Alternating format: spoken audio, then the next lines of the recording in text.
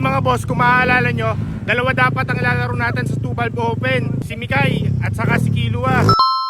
Kaya lang mga boss, napag-isip-isip namin na masyadong mahirap pala preparation. Kaya isa na lang ilalaban namin. So bali ang nangyari, pinagsama namin yung pyesa ni Kil at saka ni Mikay. Kaya ito ngayon, si Kikay. Si Kikay nga pala mga boss, siya ang ilalaro natin sa 2-valve open category.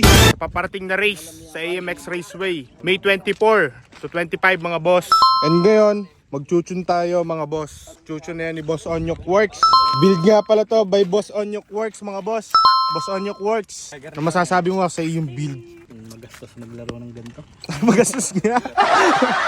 Pero kakaiba. Talagang kakabog din eh. Si Sokbi ang sasakay. Subukan mo Sokbi ang kanyang kapangyarihan.